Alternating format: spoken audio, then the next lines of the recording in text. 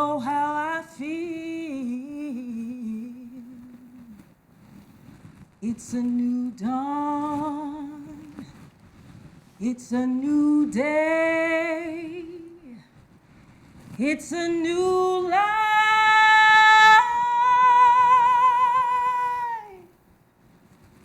for me.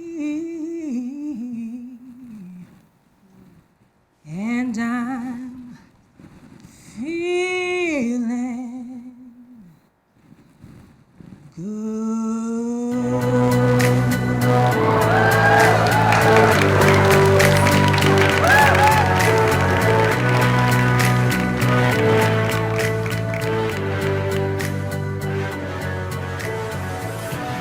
Fish in the sea, you know how I feel. River running free, you know how I feel. Blossom on a tree, you know how I feel.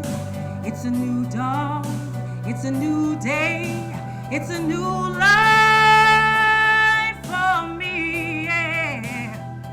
And I'm feeling good.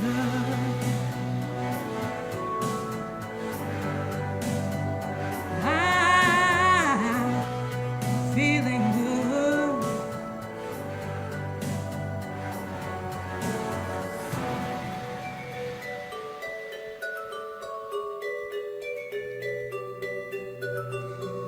Dragonfly out in the sun, you know what I mean, don't you know?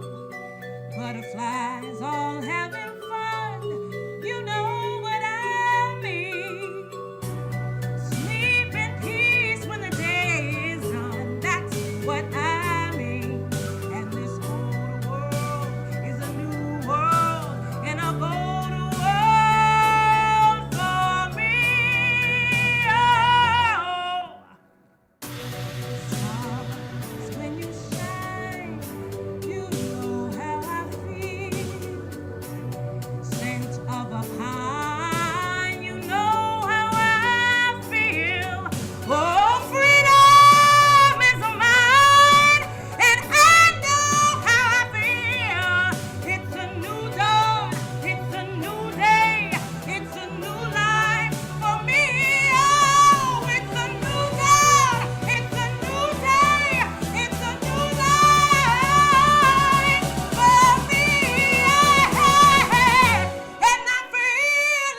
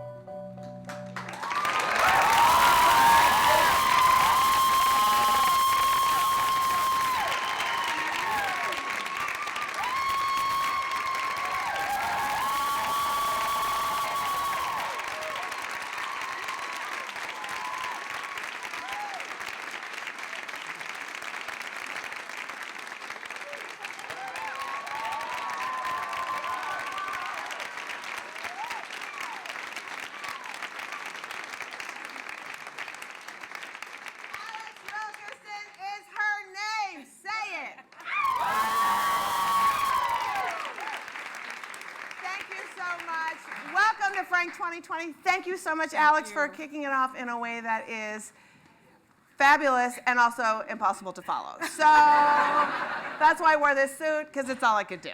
It's just bring plaid into the world, and thank you, and thank you.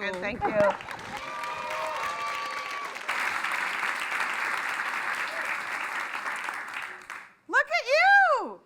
Hi, Frank 2020. I'm Liz Winstead. I am your tour guide. I'm a lot. I have been the tour guide at Frank every year since Frank started. How many people have been here to every Frank? Amazing. How many of you? 7 Franks? 6 Franks? I won't go on. I got it. How many people are new to Frank for the first time? A lot of you.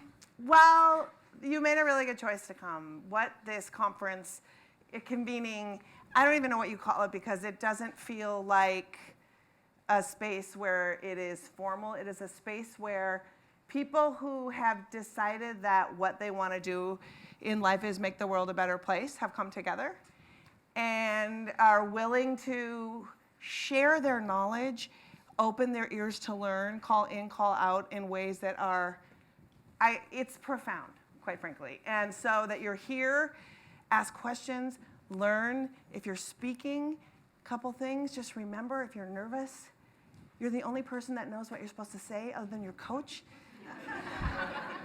If you screw up, you're fine. Whatever comes out of your mouth is what's supposed to be. We've done Frank a couple of different ways. We've kind of like had different formats a little bit, taken some different ways and approaches. This year, it's really special. This year, we have divided up all of our speaking blocks into emotions. We're kicking off with awe, which I feel like so far so good. Between the song and the plaid, I feel like we're super great. And we are going to do something that is pretty important. You're going to hear from folks who have been coaching, which is really important.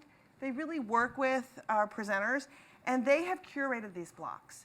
So that part is really great. And instead of just keeping them behind the scenes, they're bringing some really cool knowledge. So at the end of each block, I'm going to have a small conversation with the speaker coaches who curated, and we're going to hit some high points and really take some time to reflect on what we learned in the block. Something that's really important here that you must remember, time. Time is of the essence. We have a clock. Your time matters because it shows that you respect the people who will be speaking. If you go over, it's not awesome. This year, the Jaws music is going to play.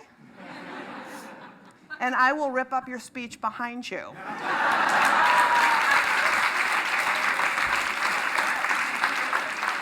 Okay, one of those things isn't true.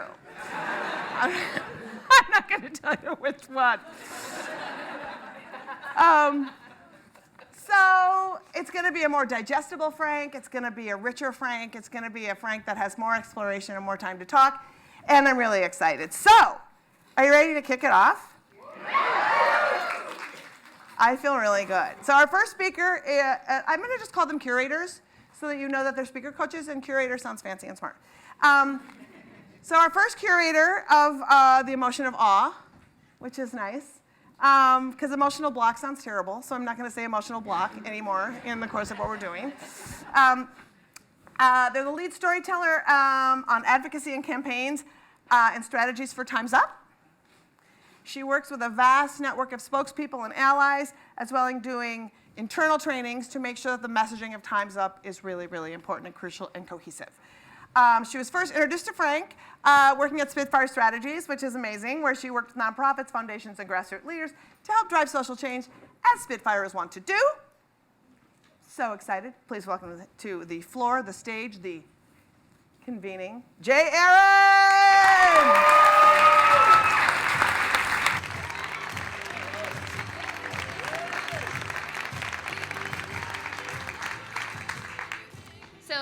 Thank you. Those are some hard acts to follow. My name is Jay Aaron, and I am the communications manager at Time's Up, and before that I worked at Spitfire Strategies, where I worked with so many people like you. I'm so thrilled to be here. This is my second Frank as a speaker coach, my first as a curator, and just, wow, I feel so much awe in the room. I think it's important to start with awe because awe is really an emotion that opens you up to new experiences. It can raise awareness.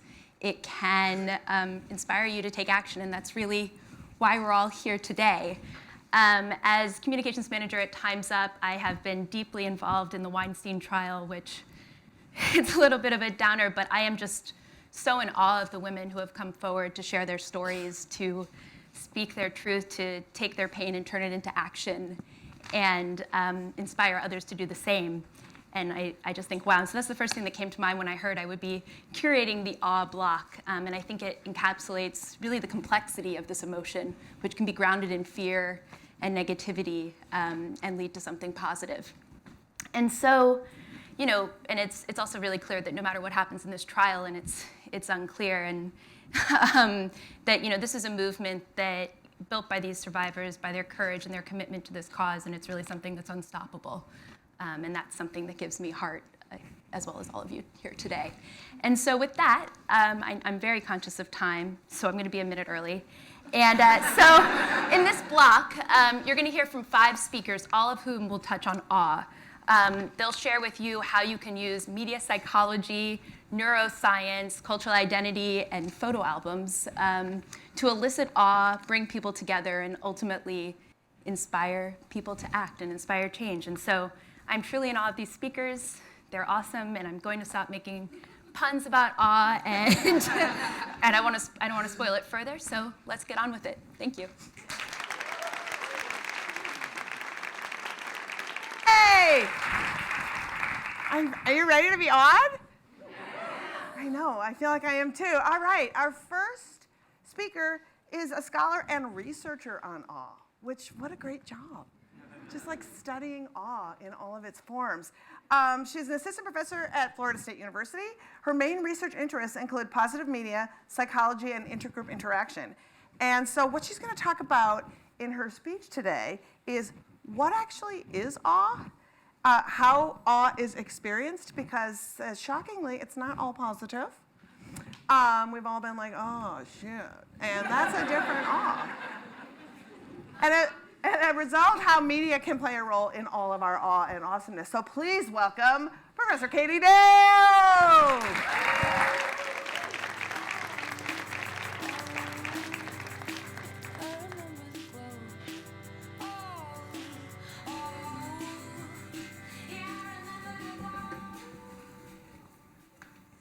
Good afternoon, everyone. My name is Katie Dale, and I'm an assistant professor at Florida State University, and I do have a great job. I get to research positive media psychology and self-transcendent emotions, which includes awe. Now, when I told my parents that I would be speaking at a session about awe, my dad said, "That's awesome," right? Which is notable for 2 reasons. One is it's just an A+ dad joke, right? But 2, because anyone who's been out to eat with my dad recently has probably heard the following interaction. So the server comes to the table and says, "What would you like to drink?" And my dad says, "Diet Coke, please." And the server says, "Awesome." And then the server leaves and my dad says, "Awesome? Really? My ordering a Diet Coke was awesome? That's not awesome." So my dad's aversion to this use of the word awe isn't because he's against slang terms or anything like that, but rather because he believes that we should reserve the use of the word awesome for things that are truly awe-inspiring. So when we talk about awe and awesome things, what are we talking about? And what happens when we experience this emotion? Today, I'm going to talk about the effects and the elicitors of awe and what might happen when we encounter these things in the media. Awe is an emotion, and it's one that Keltner and Haidt describe as being on the upper reaches of pleasure and on the boundary of fear. So awe is, it has these 2 key characteristics. The first is that the stimuli is vast, and the second is that it requires accommodation. Now, this vastness can be physical vastness, like stars in the night sky, but it can also be a perceptual vastness, something that is really far outside of our frame of reference, out of what we've experienced before.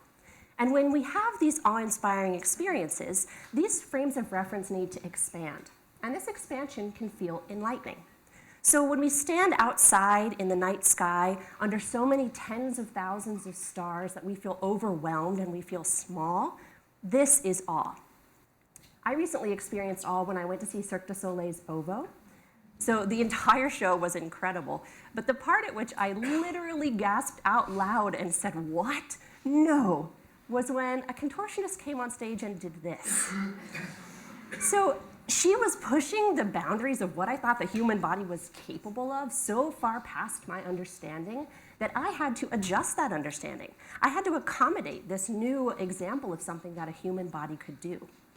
So what happens when we feel awe? What happens when we have these mind-blowing experiences?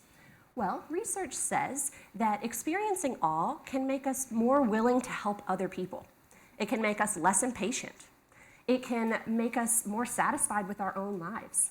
It can even, by bringing us into the present, make us experience time differently. It can make us feel like we have more time, which that's great, right? We should just all go out and experience as much awe as we possibly can. Go to the Grand Canyon, stand at the edge, soak in the glory of it and feel small next to it. Visit the Taj Mahal or Westminster Abbey. Marvel at the architecture and the size of it. If we do, research says we will be better for it. But the problem is that this isn't feasible for everybody.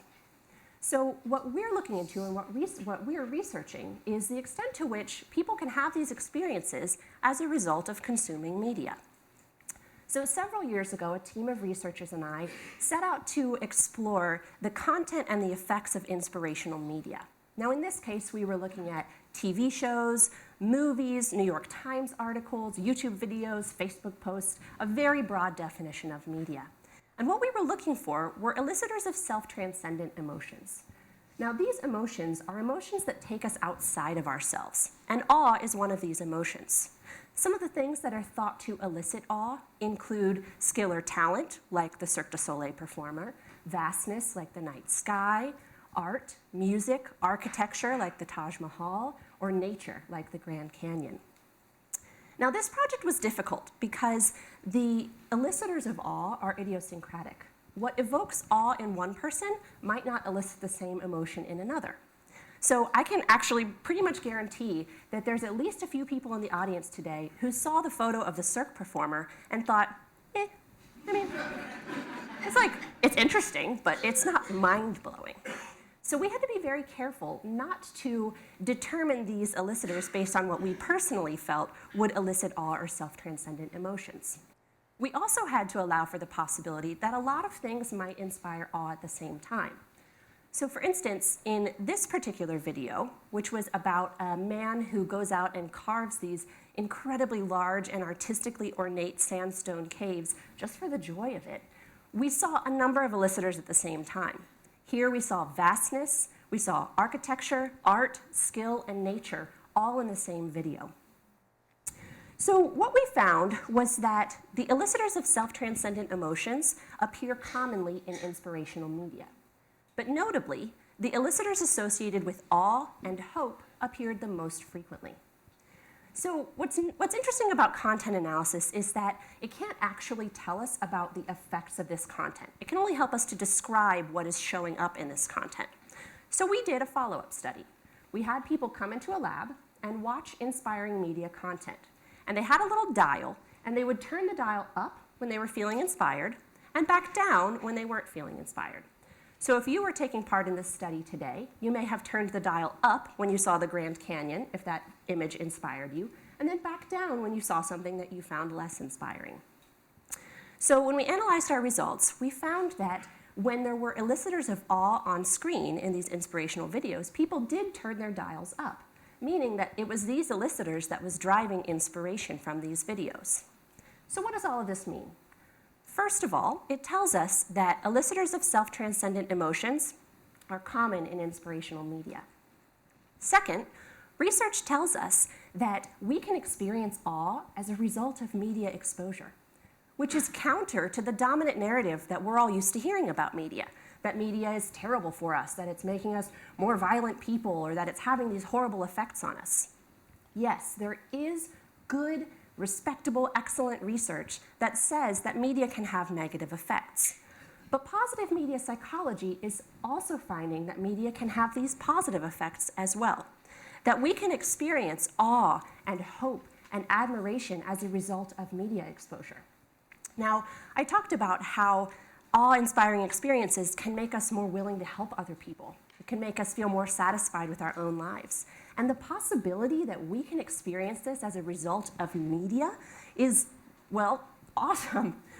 So there's still a lot that we don't know about the way that this works, about the way that we experience media as a result of, or experience awe as a result of media exposure. But we're starting to understand that these kinds of positive media experiences can have positive personal and social outcomes. I greatly appreciate your time today. I hope that you all have an awesome conference, not in the sense of I hope you have just a good time, but rather in the awe-inspiring way that my dad would approve of. Thank you very much.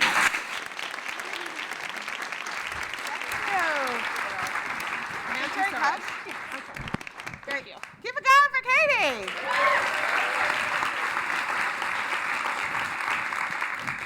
This is very orange. Can I put it to the side? People can use it. You know whose house you're in.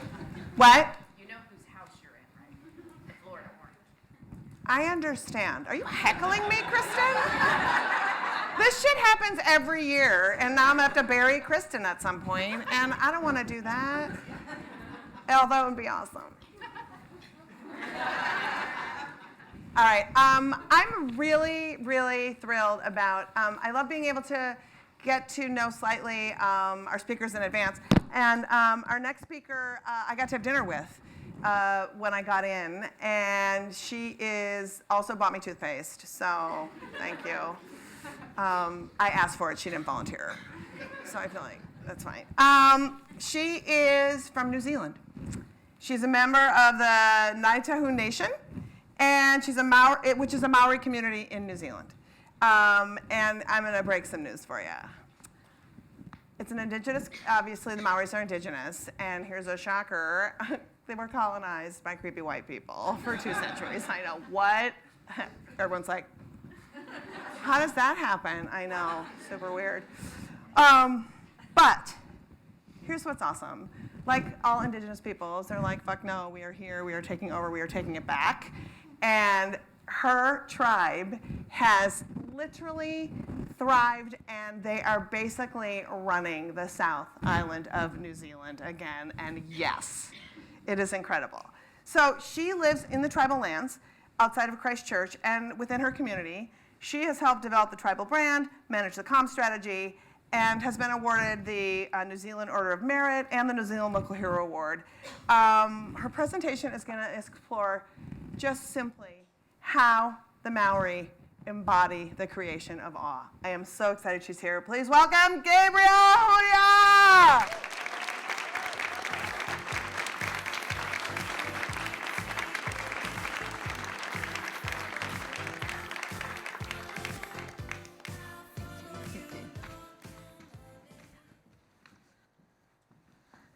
Tēnā koutou, kia ora tātou katoa. Ka nui ngā mihi ki a koutou, ki ngā kaimahi o tēnei hui ko Frank, ka nui ngā mihi. Ko Gabriel Huria hau, no Ngāi Tahua hau, ko maunga tere te maunga, ko Rakahuri te awa, ko Ngāi Tuahuriri te hapu. Thank you very much for having me here, and thank you for that wonderful introduction. I just greeted you in our tribal language, and basically I thanked Frank for the awesome opportunity to be here, and I also located myself in our landscape, which is how we introduce ourselves, which is I talked about my mountain and my river that my family relates to, and we believe that they are our ancestors, so they're living beings. I'd also like to take this opportunity to thank Bruce McTaggart, who, without his support, Ikan and I, who is also from New Zealand, were able to be here with his support. 20 years ago, we were a small tribe of about 2,000 people, and we all knew each other. We were politically powerless, very poor, and we were part of the urban poor because our people had really had to leave their tribal lands and move into the city to find work. We had nothing. We couldn't even pay the bills to keep the power on in our marae. That's a picture of our old marae where I come from. We had a 165-year-old claim against the government for dispossessing our people of their lands and waterways in the 1800s. For 7 generations, our tribal leaders carried on our battle with the government. Each generation used the New Zealand legal system to seek justice. Each generation taught their children about our loss. We refused to stand down. The claim, as we called it, became the defining story of who we are. We even named one of our meeting houses, as you can see it there, Te Hapa o New Tirini, which translates as the Great Sin of New Zealand. Our tribal saying is for us and our children after us, Mo tātou amo kauri a muri aki nei. Everything we do is for us and the next generations. So taking a long view comes very naturally to us. We've been very successful in our claim. We're now the second largest tribe in New Zealand with a big asset base. We're politically powerful. Not much goes on in the South Island without us having a say in it. These days, we run programs to empower our people and grow our children to be strong in their culture and identity. We're successful because of 3 practices. 1, our identity and knowing who we are. 2, our rituals and practicing them everywhere. 3, our values. Number 1, identity. Who are you and what motivates you matters. It's important to deeply understand the heart of your culture. We told our stories everywhere. We talked about our history and we reminded ourselves about our ancestors and all their exploits.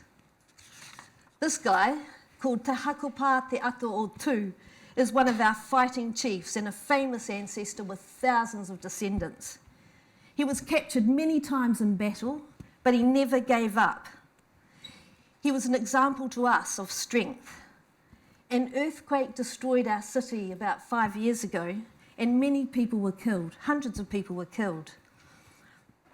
Hakopa became our symbol of resilience, and we shared him with the city.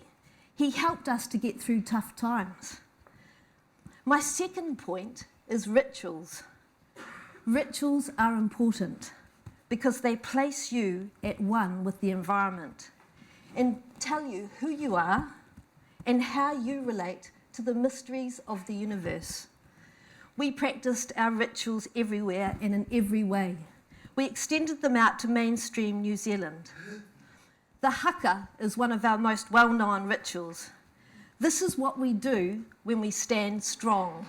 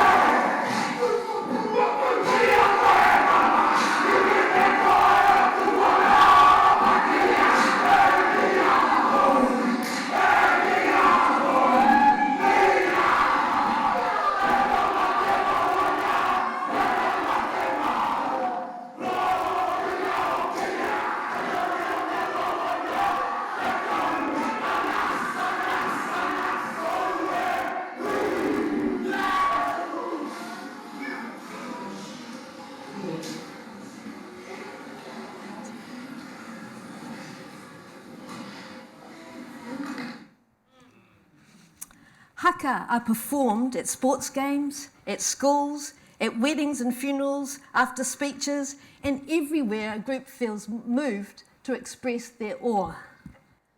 This group of Kiwis are performing a haka on a mountaintop to greet the dawn, and you can see it's a mix of Māori and Pākehā, or Māori and European. What are the rituals of your community? Rituals give your actions greater depth and power. Number 3, values. Throughout our journey, we have held on to our values. 2 values, rangatiratanga and manakitanga. My rangatiratanga means my chieftainship. It's the freedom to be me, to live according to my traditions and customs. For example, we have preserved the tradition of gathering shellfish. As you can see there, it's called a pipi. We fight everyone to keep our waters clean and to not overfish the resource. The second value is called manaakitanga. This means when a person is my guest, my responsibility is to do everything I can to make them feel honoured and cared for. They are the other to be lifted up. For example, 2 weeks ago, we welcomed Prince Charles, you can see him in the picture, and Camilla into our meeting house. Despite the fact that the British were our colonisers and it took 165 years to settle our claim. Kindness is another aspect of manaakitanga. This value was embodied by our Prime Minister, Jacinda Ardern. Jacinda is shown in this picture with a Muslim mother after a lone gunman shot dead 52 men, women and children in prayer at a Christchurch mosque last year. He chillingly recorded his actions in real time on Facebook. As well as being the first head of state in the world to take maternity leave, Jacinda inspired awe with her tremendous compassion. She took on Mark Zuckerberg about Facebook broadcasting the shootings. She refused to use the name of the shooter, which New Zealand has also adopted, even the media. I still couldn't tell you the name of the shooter. She united the whole government, all the parties, to ban semi-automatic weapons, guns from New Zealand. As guardians of the land, our tribe walked with the Muslim community. We blessed the mosque, and they used our strength to help them navigate in the months that followed. This logo went viral around New Zealand, and you could see it everywhere because it expressed what the whole country felt, as many of the dead and injured were new migrants to our country.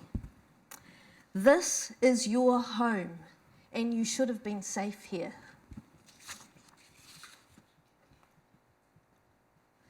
After thousands of years in being in a small place at the bottom of the world, we have developed our own unique way to create awe.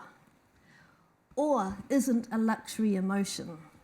It is essential to being human. In our case, we have developed cultural practices and rituals to reinforce our sense of who we are and how we stand on this earth. Being strong in our values and preserving over 7 generations has got us to where we are today. Everyone has a place, and every place is important. Kia ora.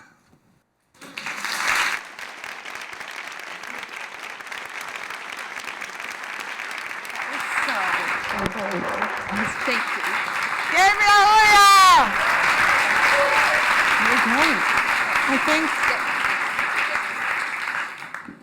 I don't know if you noticed in that logo, like, I love details in logoing, and I love when people, and did you notice that the Muslim person was placed centered, and the person who was helping was placed in the back in that hug? And I just think those kind of details give me life in how we center, how we help, how we participate in healing. I loved it. Oh my gosh, so much storytelling, so little time. Our next speaker, I love when you can just look at your own life and help people really just reevaluate what's happening in your own space to look at how social change happened. Our next speaker is a filmmaker, artist, and executive producer of Family Pictures USA. In 2009, he founded something called the Digital Diaspora Family Reunion, which is a socially engaged transmedia project that invites folks to explore and share narratives found within their own family photo albums. In his talk, he's going to share what an awe-inspiring tool that a family album can be for people exploring how their ancestors did or did not participate in larger social movements. Also, it's pretty cool. He's going to be talking, I think it's tomorrow or Friday, I can't remember, but it's Thursday, which is tomorrow. Thank you. And we're going to be looking at some of our own family histories and photos and stuff, so it's going to be really great. So please welcome to the stage. He also lost his phone, so props to him for being super calm and amazing and being like, yeah, I lost my phone. I'm like, in it. There's no good, important family photos on my phone. No. So I'm so excited. Please welcome Thomas Valliere. Thomas Valliere.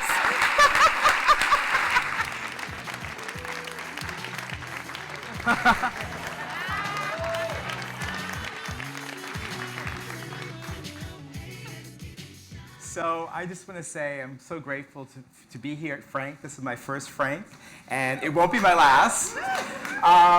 What we're going to talk about today is revaluing the family album, creating a new purpose for the family album in the digital age. And this journey that I'm on, that I've been on for many years, came out of making these personal films that always somehow end me back at my family album to find stories there and images there. And so I'll take you through my family album. This first image was an image that was taken in the late 70s. It's featuring me, my mom, my South African stepdad, Benjamin Pule, and his comrade, Copes. Lee and Copes were part of the first generation to leave South Africa, first generation of freedom fighters to leave South Africa and transform what was a local movement into an international movement, and that was the anti-apartheid movement. And so Lee became my stepdad. We had a difficult relationship. I was a rambunctious American child. He was a traditional African father. And whenever we would have these moments of silence, I would go to the basement and I would look through his photo images. Out of all the people he left South Africa with, and they were one of the cells that left, there were 12 of them, most went to Cuba and got military training. My dad decided to come to this country and use journalism as his weapon of choice. And so he had a family album and also an archive. And I would go down and rummage through it. So even though I wasn't talking to him upstairs, I was looking through stuff downstairs.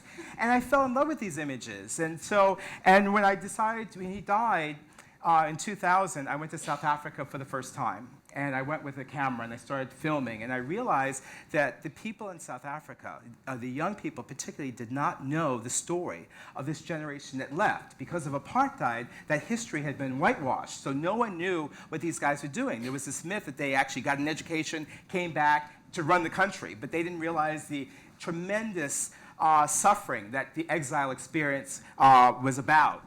And so I decided to take his family album back to South Africa and to encourage young people, engage young people to use this album to fill in the missing parts of the history. And it wasn't just learning it. This is a film I made, 12 Disciples of Nelson Mandela. I asked them to embody it. So I got these young South African actors, about 100 different actors in Bloemfontein, South Africa, and had them both look at the images, tell the stories, but also connect them to the generation, Lee's generation. And ironically, some of them were neighbors of these guys who had come back, these men and women, but they didn't know who they were. They didn't know what they did. And so I, as a kind of Lee's queer son, was able to transfer the stories from before to the stories to the generation after me. And so out of that, these young people started writing plays about the 12 disciples. They started doing art projects about the 12 disciples. And lo and behold, the film 12 Disciples of Nelson Mandela and all this activity spurred a major impact in the country. So now everyone knows about this generation that left and what they did and their role in igniting a kind of global movement. And for me, it was so awe-inspiring because, I grew up with him. No one knew about Nelson Mandela for the first 8 years of our lives together. And then 1980, all of a sudden, everyone knows about Nelson Mandela.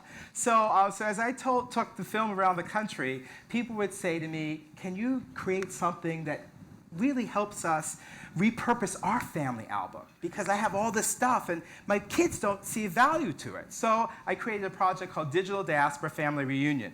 And Digital Diaspora Family Reunion involved having people come and share their family photographs with us. What we would do is we'd have one-on-one meetings with folks and guide them through stories in their family albums as a way to begin to scan them, as a way to understand also the social historical aspects of the family album. So we traveled with this project to 70 different sites over the course of the last 10 years, interviewing thousands of people about their family albums. And so people would share both one-on-one with the production team, but they would also share with the larger community and tell their stories. And what we would do is we would give them a mechanism to really understand the stories behind their family albums. So someone came up to me today and she said, I inherited a photograph of my brother, this big image, you know, and he looks different than he looks now. Should I keep it? And I'm like, yes, it means something. We have to find a way of preserving these. And what is the story behind that, and why is that story important? So after interviewing all these different people, bringing people to stage. And when we had people come up to the stage to share their family album and the story behind their family album, it was so powerful, particularly for people whose histories or stories have been erased or hidden. We decided to create a television series out of this after traveling around, because we wanted to somehow create a major impact for it. One of the things that we realized as we were traveling around with the family album is that people, like one person said to us, I wish you had come a month ago. I inherited 2 boxes of images from my great-great-grandmother. My great-great-grand-aunt. And I didn't know what to do with them. I live in a small apartment in New York City. You know, I'm a young father, so I threw them out. I didn't know they had any value. And I'm like, you threw them out. So he was like, I'm going to go and see if they're still in the dumpster. So we realized we needed to make this project larger. You know, we needed to actually create a space for people to share their stories and to see the socio-historical value of it. So we created a project called Family Pictures USA. It's a television series. And what we wanted to do with Family Pictures USA was create, in the words of Howard Zen, a people's history, to bring people together and think about creating, letting the awe in my photograph impact you, and letting the awe in your photograph impact me, so that we could see, share, and celebrate our collective humanity. And so Family Pictures USA, I'll just share it right now.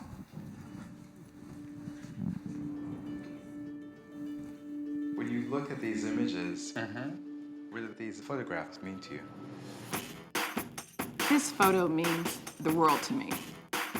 That's my great-grandfather right there. These are my cousins, and I love them. This is Family Pictures. Family Pictures. Family Pictures USA Action. I'm Thomas Allen Harris, host of Family Pictures USA. I take pictures, make films, and now I'm traveling the country looking for stories hidden in the family album. He came from nothing and provided for us through picking oranges. That meant the world. My dad worked at this plant for 20 years. Do you have a picture of your dad? This is his ID badge. Whoa! Was it a crisis when you made the shift from tobacco? It's not like a paycheck every month. Yeah. You know, and the bills certainly come every month.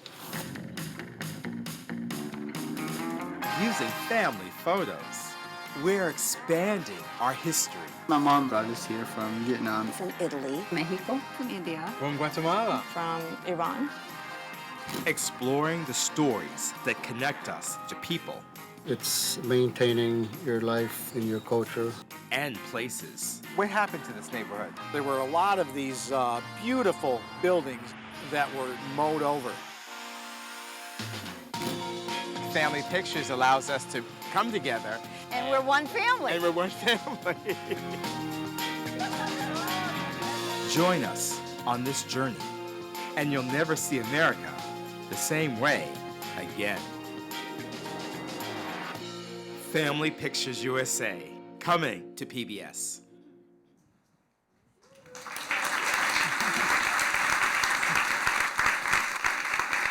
So the series actually arrived already. It actually was broadcast in August of last year, and it's still streaming on Amazon Prime, and we're about to put it up on YouTube as well.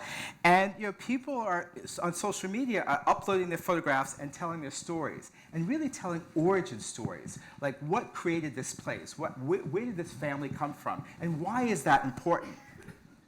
So as we go forward, where people also ask us to come to their hometowns for season 2. So we're planning the second season of Family Pictures USA, and in the meantime, we're also continuing the movement internationally. We took Family Pictures to Ethiopia to train journalists and filmmakers to tell indigenous African stories rather than consume Hollywood stories. We took Family Pictures to Brazil, to the University of Brasilia, to bring together scholars, students, community members at this historic moment when Afro-Brazilian representation at the university is on parity with their representation in the country. And here we are with Family Pictures, moving forward. This is an art, television, transmedia project that empowers audiences to tell stories and connects people personally with site-specific, history-specific art projects. So we invite everyone to come on tomorrow in the Love section and experience it for themselves. Thank you so much.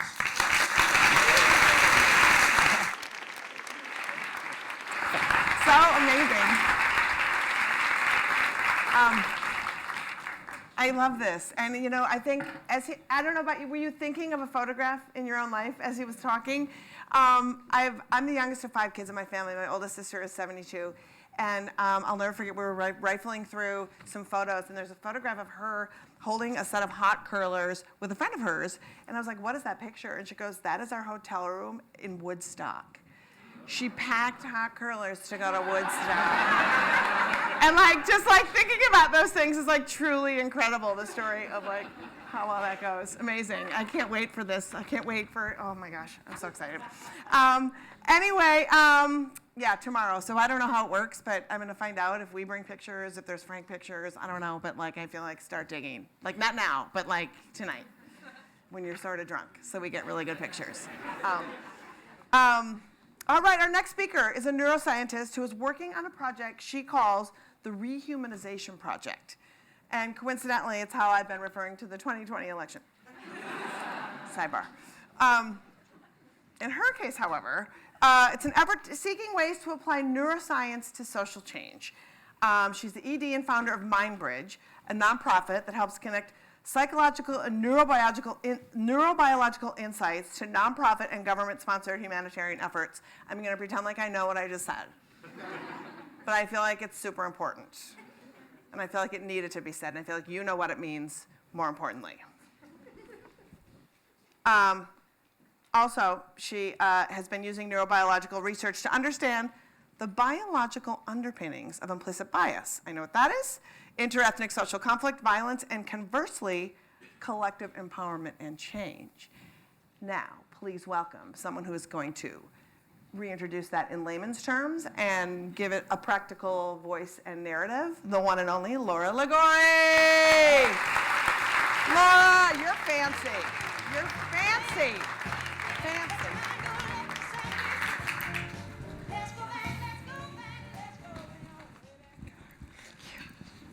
Hi, Frank. Hello. Good to see you all here. Thank you for having me. And can I tell you something, Frank? I was supposed to speak on Friday. But there was a series of events and we had to move it to today. So they moved me to the awe section, which my friends and I thought was absolutely hysterical, actually. We've got something of a running joke around the awe of neuroscience. Right? This idea, right, that if I show you a fancy picture of the brain, that's going to make you think I know what I'm talking about. Did it? Yes, definitely. There is a lot of neurobabble out there, and apparently there's such a thing as neuroscience aftershave. That's fun. There's a lot of neurobabble out there. And probably for good reason. Neuroscience feels like magic, right? We get to look inside the brains of individuals and understand how our biology gives rise to things like behavior, beliefs, and values. This is amazing. How do we do that? And neuroscience is also incredibly complex, right? Incredibly complex. So it becomes important then to kind of gain some familiarity around it, to kind of dispel a little bit of the awe and get a little bit more comfortable. So I was hoping to introduce you all, human rights defenders, to neuroscience. But first, what do I mean by human rights defenders? Who is a human rights defender? The Office of the High Commissioner for Human Rights defines a human rights defender as someone that protects and promotes your civil, political, human rights. And that includes your economic, social, and cultural human rights. So in short, anyone who protects and promotes what it means to be human in all of its complexity. Whether you are supporting refugee and immigration rights, whether you're supporting LGBTQ, whether you're supporting healthcare as a human right, whether you are supporting human rights, whether you are a teacher, a journalist, media student, ally, you are a human rights defender. In short, if you have a button on your lanyard, you are a human rights defender. So please raise your hand if you are a human rights defender. Yeah, yes, human rights defender. Do we feel the power of that intersectionality? That is extraordinary, human rights defenders. So human rights defenders, I want to introduce you to neuroscience. And to do that, I'm going to show you two truths and a lie. Ready? So here's the game. I'm going to give you 3 bits of information, and you're going to tell me which one's a lie. You ready? Yes, let's do it. All right. Door number 1, you actually do use most of your brain most of the time. Door number 2, you're conscious of your thoughts and behavior all the time. And door number 3, brain freeze is really a thing. Okay, who says door number 1? Well, you have to choose the lie. You have to choose the lie. Yes. Yes. It wasn't clear. That was a test. No, all right. Door number 1, is that the lie? A couple of people say that. All right. Thank you for being honest. Yeah. Door number 2, is that the lie? Okay, bunch of people. Door number 3, is that the lie? Really, y'all? Everybody thinks brain freeze is really a thing. I love this group. Okay, you got it, right? You're conscious of your thoughts and behaviors all the time. All right, so number 1, we've heard the myth, right? You only use 10% of your brain. No? Use all of it. Hopefully you use all of it. All right, we know that myth. And then the third one, this is amazing, right? We get brain freeze when we eat ice cream. Your brain receives input that there's a sudden change in temperature in your palate. Your brain then sends a flood of blood to that area. It increases the pressure, thereby increasing the pain. Some scientists have theorized that that's your brain's way of trying to stop you from doing whatever it is you are doing. So brain freeze. So door number 2 was the lie, right? And here's the idea, that 40 to 90% of everything you do is unconscious. And that's quite the range, and if you want to get into those details, I can talk to you about that after the talk. But let's go on the low end of that spectrum. Let's just say 50%. That's half of everything you do is unconscious. There are some people that say, nope, it's actually 95% of everything you do is unconscious. And then there are some people that say, nope, it is everything all the time that you ever do is unconscious. Yeah. I don't know if I subscribe to that. I'm kind of with the 40 to 90%ers over here. So 40 to 90% of everything you do is unconscious.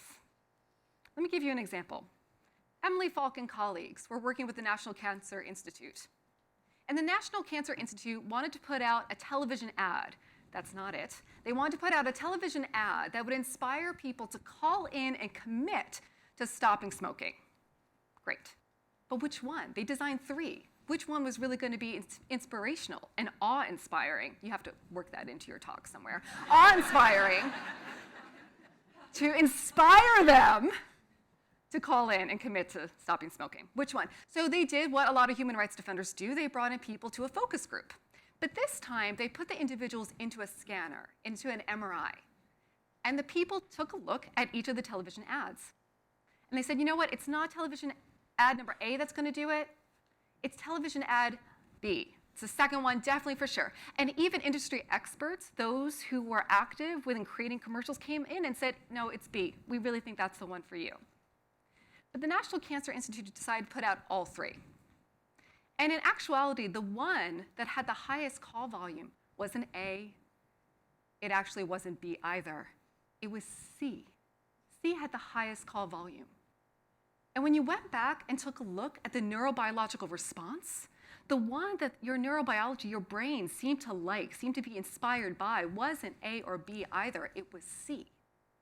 So even though people self-reported B, their brain had a very different story. 40 to 90% of what you do is unconscious. Okay. And so for human rights defenders, we actually kind of work in that realm, don't we? We're often saying that we want to change the hearts and minds of individuals. And what do we mean by that when we're trying to change the hearts and minds of individuals? In actuality, we mean something very specific. Often, we are trying to mitigate, stop, transform, change things like racism, xenophobia, anti-Semitism, rampant dehumanization, and ultimately things like genocide. That's what we're trying to stop, right? And there's lots of ways of going about that. We can look at that from a structural perspective, institutional, historical, political, cultural. And in addition to all of those factors, there's something else, and that's your brain. Yeah? There are many mechanisms that contribute to establishing, sustaining, and promoting dehumanization within populations. So let's take a look at one region. We'll talk about the amygdala super briefly. The amygdala, some of you might be familiar with. We tend to think of the amygdala as contributing towards feelings around fear or threat. Now, that's not the whole story, and that's a story that's best kept for a talk that's not supposed to be 8 minutes, but we'll just kind of keep the amygdala to that for right now. Fear and threat. And Amodio and colleagues in 2010 brought people into the lab, and they asked them to self-identify. They asked them to self-identify along racial categories. So to self-identify their category, that was their in-group, and by virtue of identifying their in-group, then they established their out-group. Put them in the scanner, showed them pictures of in-group and out-group members. In-group members, no amygdala response. Out-group members, amygdala response. Fear and threat. How unconscious is this? How unconscious is this, you ask? Thank you. I love Frank Conference, so great. So unconscious that Cunningham and colleagues did something similar years earlier. They brought them to the scanner, had them self-identify along racial lines, and then said, you know what? We just need to take pictures of your brain. We're going to put you into the scanner. Just sit still. You're going to see some static. Sit still. Don't fall asleep on us. We'll take you out, and that'll be it. And they said, that's awesome. Easiest $60 I ever made. Put them into the scanner. Unbeknownst to the people in the scanner, the researchers had subliminally, unconsciously embedded images of in-group and out-group members. As a sanity check, they took people out of the scanner and they said, hey, how was that for you? No one, not one, self-reported that they saw images. In fact, some of them reported that it was pretty relaxing. The researchers went back, took a look at the data, and what they found was that while their brain didn't respond to in-group member faces, their brain responded to out-group member faces. The amygdala responded, fear, threat, to out-group member faces. So even though people had no conscious awareness whatsoever that there were images on that screen, their brain absolutely did. 40 to 90% of everything you do is unconscious. And that has extraordinary implications for human rights defenders. And so what I'm interested in is wondering how, as human rights defenders, when we work on policy, when we work on monitoring, when we're working on reporting, how does psychology and neuroscience fit into that puzzle? Because quite a lot of what's happening is happening underneath the surface. So ultimately, I want us to get a little bit more familiar and get to know psychology and neuroscience. Hi, everybody. My name's Laura Ligori. I'm the Executive Director of MindBridge, and it was really nice to meet you. Hi, thank you. It makes me terrified to get behind the wheel of a car. It's like thinking about that and thinking about people driving scares me. Right? It's just like, oh, guns. Oh, shit. So much to think about. How you doing? Are you good? You settled? You feeling good? All right. There's a really cool thing associated with Frank, which is the Frank Fellowship. And what the Frank Fellowship does, it's a fellowship named after Frank Carell, who is the reason we are all here, the namesake of this incredible gathering, a trailblazing leader in the world of public interest communication.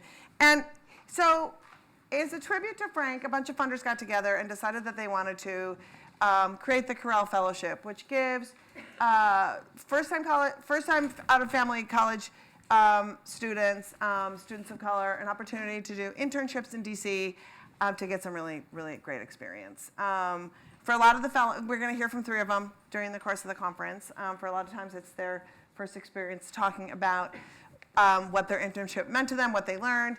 So super important that we're like super supportive, like extra supportive. Like you are here, you are in it. These people are rad, right? Like rock stars are coming. It's just the field of Beyoncé's in public interest communications, one after another. So I'm gonna bring the first one up right now. You ready? All right. This first Frank Carell Fellow is an honor student at Montgomery College studying social sciences. While interning at the affordable healthcare nonprofit Families USA, she was exposed to awe-inspiring stories and in the process discovered the power of her own story. Through her internship, she realized the importance of storytelling and harboring empathy, the key component in effective and compelling communication. Please welcome to tell her story, Miriam Iftiar.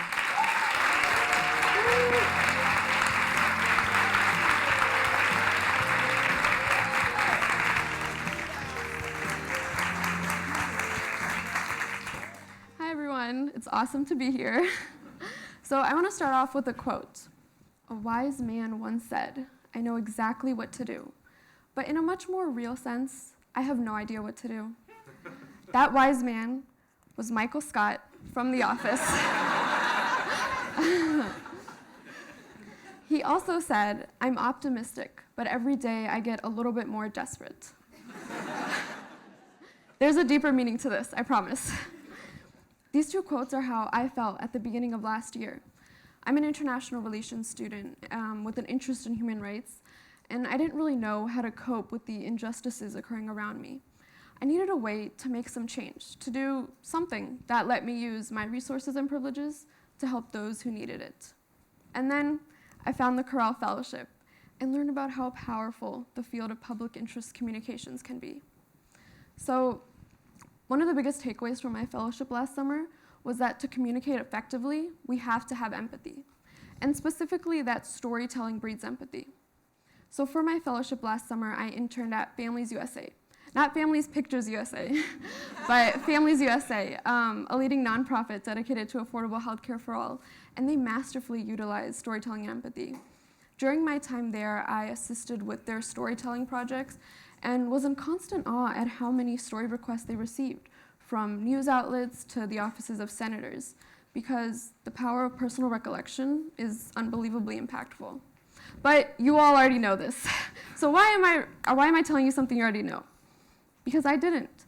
And it gave me the push to realize how much power my own story held and the courage I needed to share it. So in 2014, my dad suffered a major heart attack. He was rushed to the ER, and what should have been a simple procedure escalated to lung failure. The doctors had to quickly place him in a medically induced coma to keep him stabilized after all the shock his body was undergoing. And that coma ended up lasting almost a month. My father went into the hospital on April 24th and awoke May 20th. My brothers and I got to see him conscious for the first time on May 21st, his birthday. I don't like talking about what my father's been through, but by repressing our story, I was invalidating the overwhelming effect it had on our lives and how it allowed us to reshape our perspectives and come out the other side, viewing the world with a new lens, a more empathetic one. So I want to take a moment to stress that the only reason I'm able to stand here today is because my family had the fortune to be living in this country and be enrolled in the ACA. The only reason my dad was able to call me this morning and wish me luck is because our insurance lets us afford the 10 prescriptions he needs to take daily. If our government rips away this coverage, how many people are we going to let die? 2014 was my first encounter with the American healthcare system, and it was soul-crushing. We met families in the ICU who debated whether they could afford keeping their relative there another day. We met doctors and nurses who worked paycheck to paycheck and cared more about their lunch break than their patients. This broken system is on us. And instead of a healthcare system, it's become an industry with goods and services and big pharma and profits when we're talking about human lives here. Human lives at their most vulnerable and dependent. However, there is always hope. We wouldn't be here if we didn't believe that. And I find it awe-inspiring, the influence our stories hold. They have the power to change not only perspective, but policy. So the late Representative Cummings, who was an amazing human being, oversaw a July 10th hearing last year regarding the ACA repeal. And he said something extremely impactful after hearing testimonies from healthcare consumers, 2 of whom were sent by Families USA. He said, "Thank you. Thank you for taking your pain, turning it into a passion to do your purpose." Pain, passion, purpose. We all have a purpose in this world. And the reason these stories are so effective and moving is because they transcend political parties and ideologies. You don't need to have a relative in the ICU to feel the grief of their guardian who's juggling over whether they can afford to keep them on life support another day. Storytelling evokes empathy, which fosters understanding and unity and creates a foundation for powerful communication to continue growing. I mean, we spend so much time and effort chasing polished perfection that we fail to realize our greatest strengths lie in our moments of imperfection. So we need to take our pain, turn it into a passion to do our purpose. And our purpose is to make this world a better place. So I'm about to give you homework. We all need to continue to actively seek out and share stories. Stories of pain, stories that evoke awe and passion, and always share them with a purpose in mind. Thank you so much.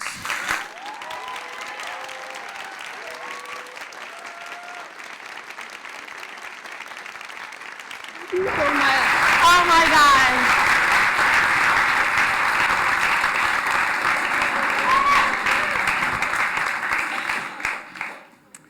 Things that we forget and are reminded of. It's so amazing. Now it is my turn to do a talk. I'm going to talk a little, and then I'm going to show you a video.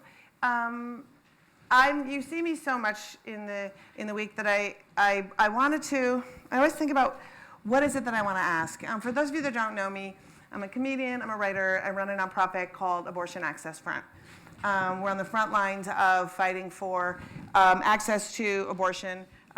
We talk about abortion. We are abortion forward. Abortion is what is being legislated.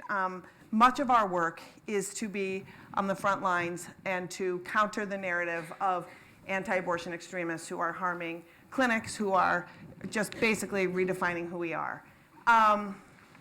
It's a new space for a lot of abortion rights activists. We have been told for years that we should be quiet, that we should just let them be, that we should ignore them, that they'll go away, and they don't.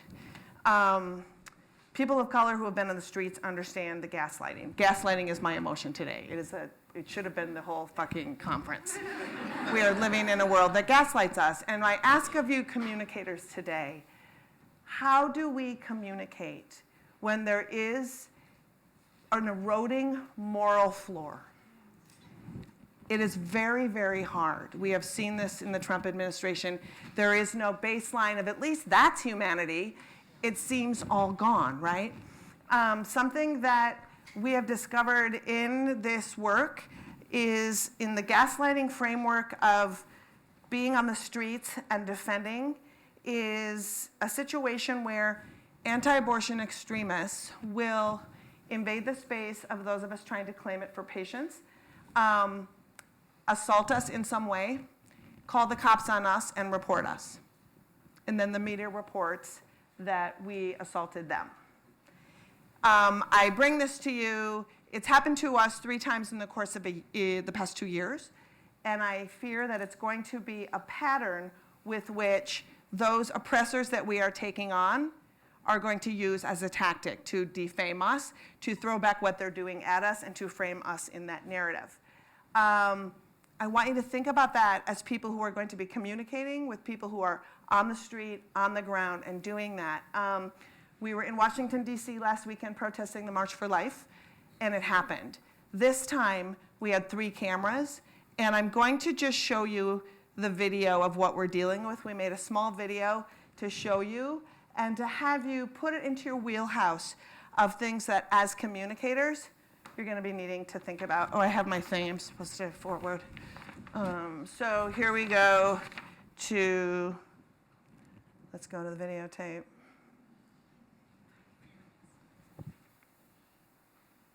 What you own is a concentration camp, a modern-day Auschwitz that's tearing innocent baby boys and girls to pieces.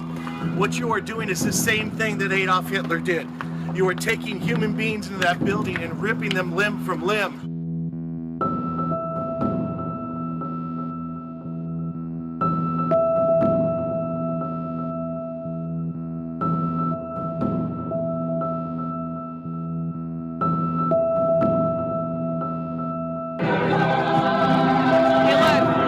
Catholic guy with tattoos because he's so cool. And he's even with wow. So gave my brother the drink up. And every day we came up. Stab my back, I can't cross. Still we win, we prayed up. Even when we die, we raise up. Ain't no wrong, no we need it. The kind of me that been greedy. We need ours by this evening. No white flag or no treaty. We got the minds, we got the hands. We going wild. We don't know what people is blind. We are the truth. Because I'm not. Bearing the proof of God in our neighbor. Nobody gets me like that. This dude's pushing me right now. We have 3 photographers filming it.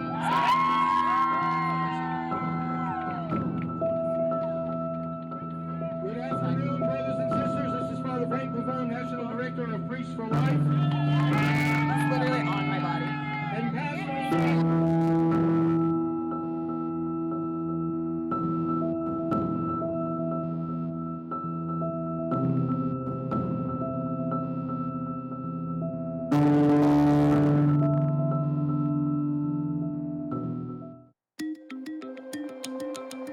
With their signs, I regret my abortion, Oh and my I God, regret stop. my fatherhood. In a few moments,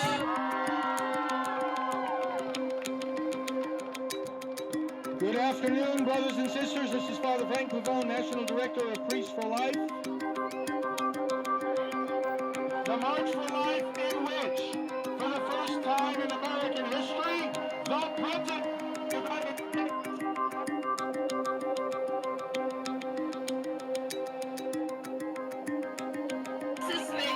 You can leave.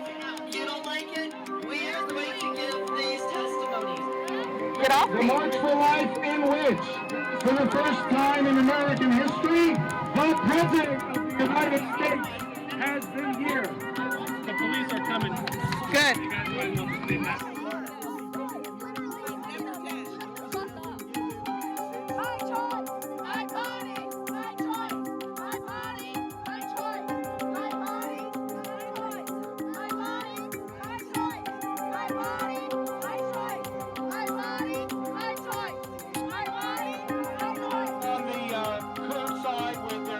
I regret my abortion, and I regret lost fatherhood. In a few moments,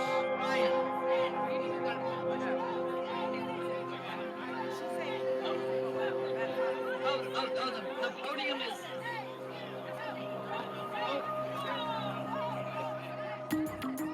Just trying to make sure the podium's in place. We're not trying to hurt you. Stop trying to shove the podium over. the saving grace of Jesus Christ. I was sitting here first. Let us begin, brothers and sisters.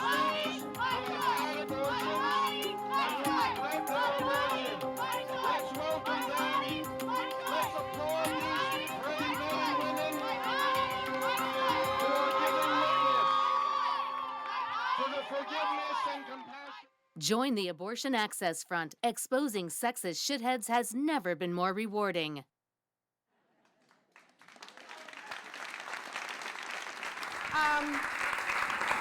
In thinking about those of you who are activists and those of you who are communicating with activists, thinking about this as a trend that is happening to our oppressors, it's something that I really would love to talk to any of you about or think about as we move forward. And thank you for watching the video. I'll talk to you about our work later. And I'm not late. Yay! All right. So, as promised, this is the end of the Awe Block. And I'm going to bring Jay Aaron back out. And we're going to talk a little bit about the awe we experienced and the takeaways. So, Jay, come on back. Jay, where are you? Jay, where are you? Jay. Hi. Hi. We're gonna stand here awkwardly. Okay.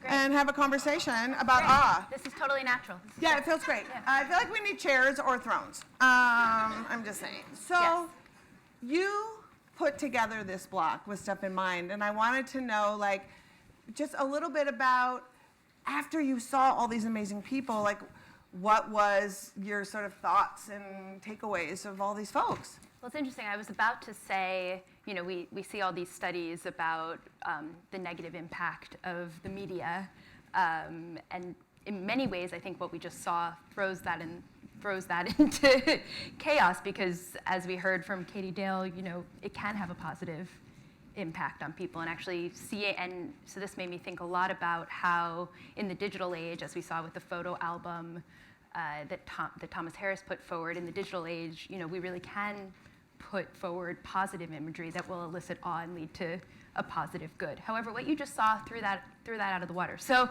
it can also show there are two sides to it. It can show the truth, but it can also perpetuate fake news. My whole thing that I loved was how the through line through so much of it was we have our own truth through the images. We create our own media, and no one can take that away from us. And so the emphasis on the power of storytelling of our own stories and how that can become media in and of itself and can counter any narrative they put out there. And I think it's just a matter of how do we harness what media looks like for us and understand the power we have of our own media. Right, and it's interesting to see how so many different types of media. I mean, we saw video imagery, we saw just photos, we saw a photo of a brain. How all of those things together can elicit awe. I think that's great and something that we, as you know, the people in the right, should. Yeah, well, I feel like you captured it brilliantly, and I love going out to break on awe. So, a couple things. We're going to go to break. Don't go far. It's only a 15-minute break. Don't be late. Anybody who's been to Frank before knows that I'm going to tell you this. I'm going to tell you it a million times. The value of people's time is very precious here, and it is crucial. And it is also just, kind, and respectful. If we say you have 15 minutes, make it 10. People have done incredible work that is going to enrich your lives. You don't want to miss a moment of it, and you want to honor their time. I know I just sounded like a total bitch, but I'm actually sort of nice. So go pee, get your coffee, do what you need to do, but and it's 15 minutes. I'm going to trust you and tell you it's 15 because it is. We'll be back here, and then we're going to nail it with the next block.